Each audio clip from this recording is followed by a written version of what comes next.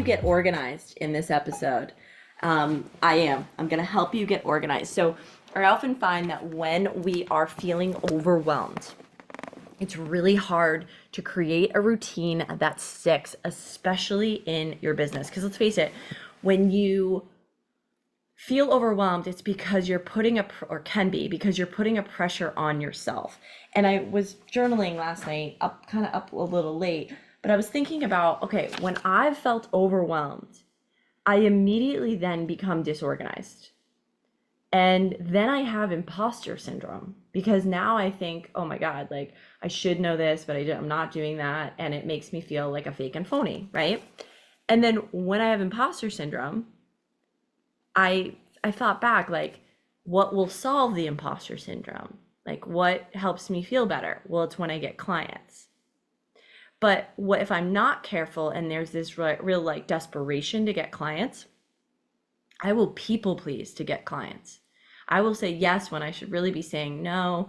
I will, and I don't mean just like having them come on as clients. I mean from the lens of like, hey, can you review that spreadsheet? Or hey, can you give me feedback on this? Or hey, it's been an hour and I didn't hear from you yet. And I'm like, oh, sorry, as opposed to setting my boundaries, which in private coaching is very much like, I am not at your beck and call. I have a life and I have other clients. And my clients are incredible. They learn that, they respect that, they value that. But I have had people come to work with me in the past to help them grow their businesses. And it was very much like, hey, I haven't heard from you. It's like passive aggressive, right? It's like, hey, I haven't heard from you in a while. I left you a message like 45 minutes ago, and I'm like, oh man, that is like not my client.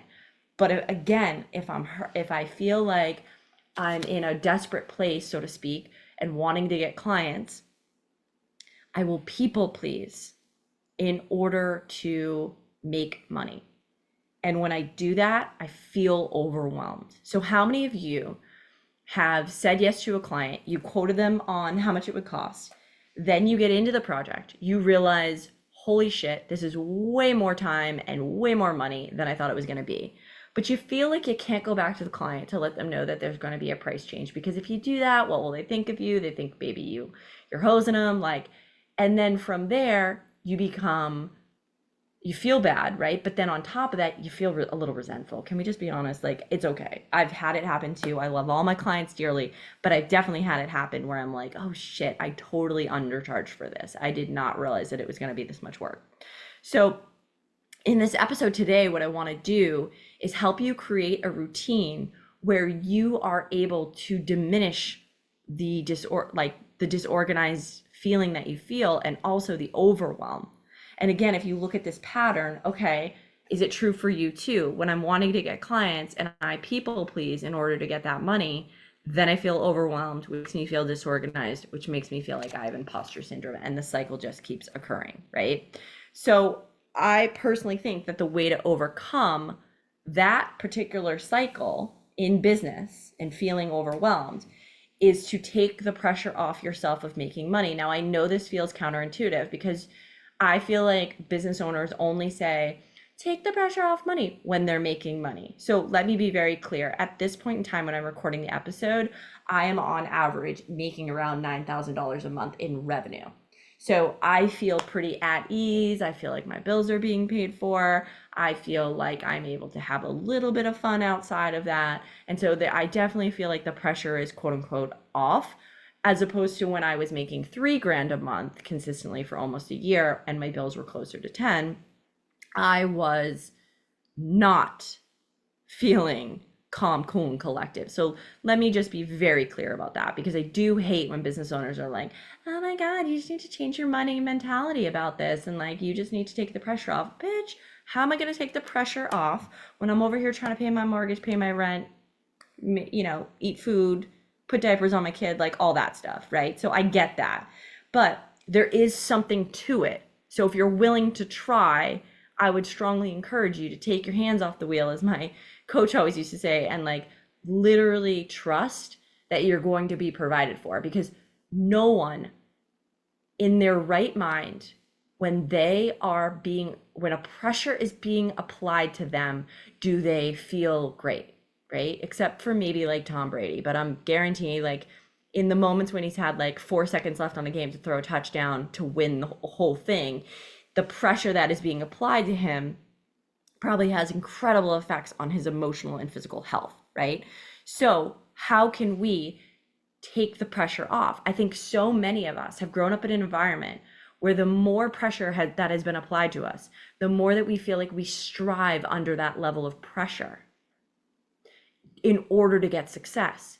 But in reality, we're actually putting all of this pressure on ourselves, which is causing our cortisol to go up. It's causing us to feel more stressed. It's feeling it again. Think about it when you've been dating. If somebody has put pressure on you to make a decision as to whether to date them or not, chances are you're not attracted. You're like, I'm good. I'm not going to date this person. Like, just it seems a little desperate. You know what I mean? Like, let me live my life. I'm over here just trying to like get to know you. And the more pressure you put on me to make a decision about whether or not I want to date you and only you, I'm out. Right? But yet we don't think about it as it relates to business and our career. Okay. So really, truly, the short answer is take the pressure off. Now, let's back it up even one step further, which is when you're trying to overcome the overwhelm and you're trying and you know the answers to take pressure off yourself. That sounds easy, but in reality, it can be quite hard. I know it certainly was for me, especially when I was wondering if I was going to have enough money for rent and food. So something that I've learned recently, and it's hard if I'm honest. I think I'm applying it to dating, and I find that it is not that easy because I've been so programmed to do a certain thing my whole life that trying to date differently can sometimes feel uncomfortable. But whether it is dating or whether it's, again, overwhelming your business and growing it, this can apply to you as well. And the exercise is simply this. It is, number one, addressing how you feel. So you're literally going to go to feelingswheel.com. I shit you not. There is a website called feelingswheel.com. I'll put it in the show notes. And you literally write down all the feelings that you feel based on what you see on that wheel as it relates to the pressure you're putting on yourself and the overwhelm that you're experiencing, right? So in this case, you're going to write business at the top of the page, your business at the top of the page, and you're going to start with the first feeling, I feel overwhelmed. And then there's probably a slew of other emotions that you feel related to your business as it relates, again, specifically to overwhelm. And then the second part of the exercise is what are the thoughts that you're thinking as it relates to feeling overwhelmed or angry or pressured or whatever the feelings are that you're feeling. And really look at that story. Your story might be similar to mine. I feel overwhelmed because I think that I should be farther along than I am. I'm feeling overwhelmed because I'm seeing all these other coaches and business owners making $100,000 in one launch, riding on private planes, and I'm over here wondering if I need to go back to corporate, right? That was certainly my story. That was certainly my story even in early 2024. Let's not get it twisted, okay? So that being said, once you have addressed what your feelings are, and once you have addressed how you're thinking, like what are the thoughts that you are thinking related to that belief, you then take a moment to just pause and you feel the feeling of overwhelm. I know I used to tell you in earlier episodes, all right, feel the feeling, know what the thought is, move the emotion. But I think I want to add a little section before move the emotion, which is be with the emotion, feel the emotion. What does it feel like to feel overwhelmed? Like in that moment, just feel it right here. Like, oh, it's so much pressure. And then pay attention to where you feel it in your body. I feel it in my chest. I feel it in my stomach. I feel it between my ribs. I feel it as a headache on the top of my head. Like whatever it may be, you feel it. And I think we are so used to being like, oh, I feel overwhelmed. Boop. Okay, next thing. I certainly have done that. And what we don't realize is happening is that the emotion, the overwhelm, let's call it, that's the emotion we're focused on today, is getting bigger and bigger, louder and louder. Why? Because we're not paying attention to it. So imagine, this is an analogy that I use with all my private clients. When they're like, oh, I just feel, well, again, overwhelmed, and I'm just so in my head, blah, blah, blah. And I don't know, I think, I'm just gonna go work out. Or they'll be like, I don't know, I'm just gonna go work. That's a big one I hear. And I say, pause, just for a second. Imagine right now you gotta knock at the door. And you get up and you go over to your door and you open the door and you see that it's your best friend. And your best friend looks so overwhelmed. Are you gonna shut the door in your best friend's face and tell her to get back to work? Or tell her to go work out? Or are you gonna let her in? And you're gonna give her a big hug. And you're gonna say, tell me how you're feeling. What's going on? And be comforting and console your best friend. You probably talk in a softer voice. Did you hear what I just did? Oh, come in. Tell me what's going on. It wasn't like, oh, come in. Tell me what's going on. You again? Like, that's not the attitude. We wouldn't fucking do that to our best friend. And we are our best friends. Right? So in the moment when your inner peace gets disrupted and you're feeling overwhelmed, you have two choices. Shut the door in your best friend's face. Tell them to fuck off and go work out and go work. Go get busy. Or invite them in and have a conversation. I personally have been trying the have a conversation. And so this is a great way to have a conversation with your quote unquote best friend, AKA yourself. Tell me how you're feeling. Tell me what you're thinking. Oof. Just like a moment of empathy, right? Oof, let's just like feel that emotion. Oof. And then the next step number 4, is move the emotion. Now, for some of you, you can move the emotion by being hugged by someone else, right? Whether it's a partner, a friend. For some of you, you're going to have to move the emotion yourself. How do you do that? Well, you can jump up and down. You can shake your arms and your legs. You can move your hips as if you're dancing. You can dance if you want. You can punch a pillow. You can slam a pillow down on the ground. I've been slamming my Lululemon leggings down on the floor. I have like it's not a hardwood floor, but it's like one of them fake hardwood floors. And the slap that thing makes is so, there's something in me that just goes, it's like a release every time. So my poor neighbors, if you're ever hearing me slap my Lululemons down on the ground, that's because I'm fucking pissed about something, right? Or I'm feeling overwhelmed. So really want to encourage you to do that sort of, in a way, 5-step process. What do you think? What are you feeling? What are you thinking? Pause with that emotion.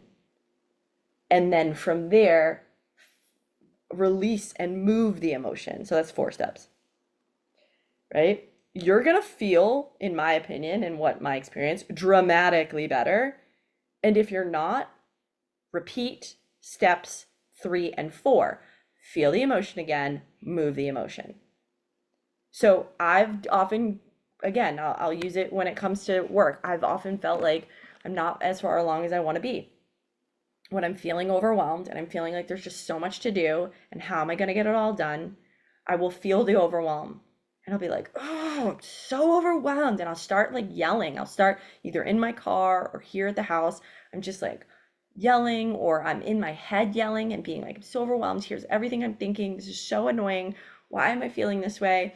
And then I'm like, boom, the leggings slap on the ground. Or I lean over my bed and I punch my bed and I move my hips and I just allow the tears to come.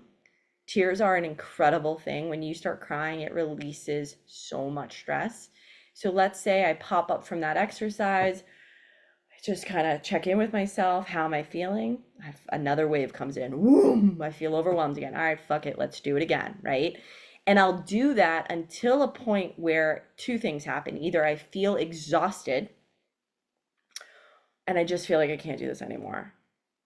Or I feel a huge sense of relief.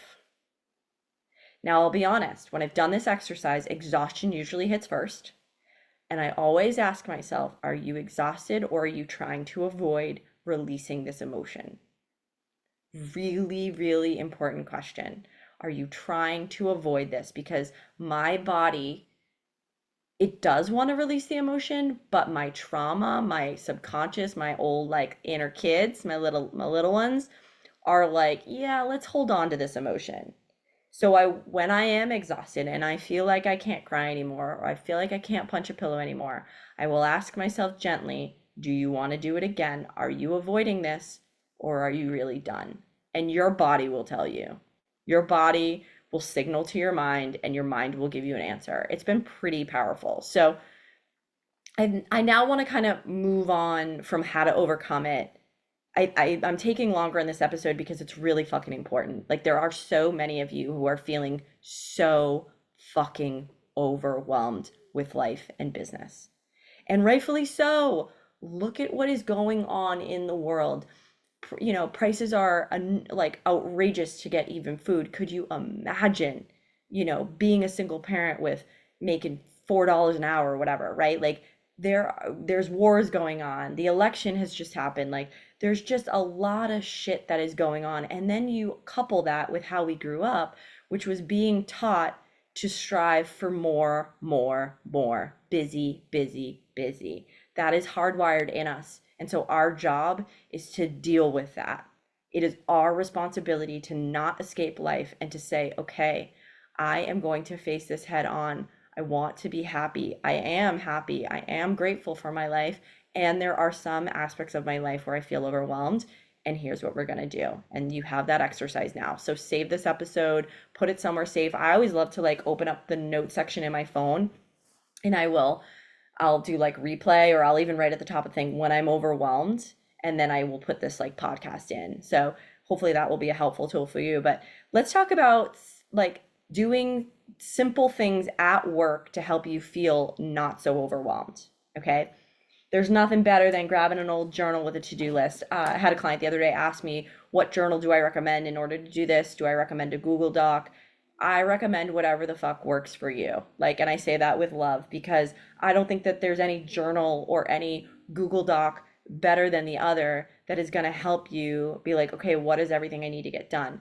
So something that I recently did was I wrote a list of all the things I needed to get done, but then I did a separate page was what's top priority, what comes next, and what comes after that. Woo! Big relief, huge relief. If you have a team of one or more, like of two people or more, and you delegate tasks to them, I really love ClickUp. Again, I'll put this in the show notes as well. Let me just write that down, which is a project management tool. You can use Trello, you can use other things. Some people like Notion from Google, but essentially all that it is a place to task. I like ClickUp because you can literally like assign the person and give them a due date and tell them the sense of urgency, and then you can comment back and forth with each other, which I really love. And then in terms of if you are a business that receives an inquiry to work with you, so let's say that you really cater to brides and grooms or people who are getting married, right? You likely have an inquiry process. So let's say you're a makeup artist. A bride is going to inquire with you by filling out by filling out a link on your form. Maybe it's a Google Doc, maybe you're using Dubsado, which I highly would recommend. And in that, you're going to have them fill out questions, and then it's going to prompt them automatically with an email encouraging them to schedule their consultation. When they click the button, the consultation brings them to your calendar. That calendar automatically adds an invitation both to your calendar and the bride's calendar. Say it's a bride that's reaching out.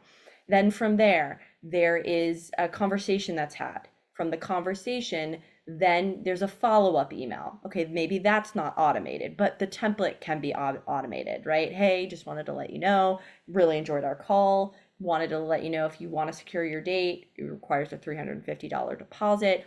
I'm sending you the invoice now for you to pay it. You have 48 hours to secure your spot, and I will be sending over an agreement that outlines our agreement together. When's your wedding? what services am I going to provide, what money is owed to me in order to complete those services, etc.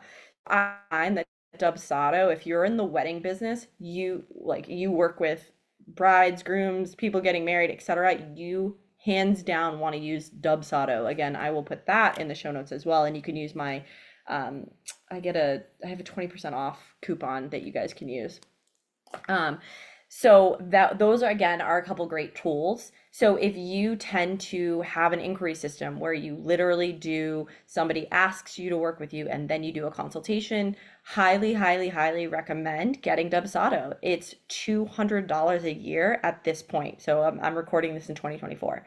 So it's 200 bucks a year, and you could do 20 bucks a month if you don't want to pay for the full 200 upfront. So again, those are just three tools right now that I personally use myself, which is journal, to write down my to-do list, my project management system because I have another employee, that's ClickUp, and that just kind of helps keep everything organized. And then ClickUp is free, by the way, so you don't need to pay for the higher version. And then Dubsado, for an order inquiry system. For me personally, I don't take a lot of private clients on, so I don't use Dubsado anymore. I did when I was taking on a ton of clients, but we have the system so set up easily and automatically now that like it takes me 2 seconds to either have myself or my teammate change a couple of things. So I don't use Dubsado anymore, but I would highly, highly recommend it if you are taking on quite a bit of one-on-one clients. So I feel like too, we talked about prioritizing, right? Like what needs to get done, not only in your business, but also in life. And here's a big point that I want to talk about: delegating. Okay, yes, we talked about automating. What are the things that you can automatically have done? Okay, you can automatically have your, I just did this recently. I love this particular shampoo. I think it's called Red Pure, and it's at Whole Foods, and it's always out. So I ordered it on Amazon, and I just do a subscription every like 3 months. And so it's kind of nice because it just comes to the house, and I know that I'm already almost empty anyway. Like, what are the things in your life and in your business that you can just automate and you can always just have it? Now, if you are a business owner and or manage a budget, one thing that I've started to do is I write down when my subscriptions renew. So then that way I'm not caught off guard by having more expenses one month than the other. It can be a little tricky. It's going to take a few minutes to do this, but it's definitely worth it. Because I've definitely just did this with a private client. We did an exercise where I wanted to understand how much she should be charging. And I was like, all right, cool. How much are your expenses per month? She's like, I have no idea. I was like, oh, okay. So let's start there. Let's start and figure out what your expenses are. So it is really important to be able to, again, prioritize those tasks that are meaningful. And I think money and prioritizing financials is definitely meaningful. But again, we're looking at what can you automate in your life and what can you automate in your business. Second part, what can we delegate in your life? What can we delegate in your personal life? So delegation in your personal life might be having somebody mow the lawn, or you drop your we have a cleaning service here. What is it? Laundry service, where you can literally just get your stuff laundered, right? So they'll wash, dry, fold your stuff, and they'll do it for maybe, I think it's like $2.50 more than if you were to do it on your own, right? And so this is something that can save a lot of time, and it costs a little bit of extra money, but no big deal, right? If you have that kind of cash, right? So the things that you can be delegating in your business, say, for example, following up with a client who owes you money, or delegating to an admin, somebody to help just kind of keep all your projects and all your client inquiries in order. Maybe they're sending out client agreements, like, again, if you're not using Dubsado, which I highly would recommend that you do, because then you don't have to pay an admin to do that, right? You can spend 20 bucks a month and hit a couple buttons versus, have paying an admin anywhere from probably 45 to 50 bucks an hour, right? All right, so that being said, really making a list. What can you automate? What can you delegate in both business and personal? Okay. And then routine.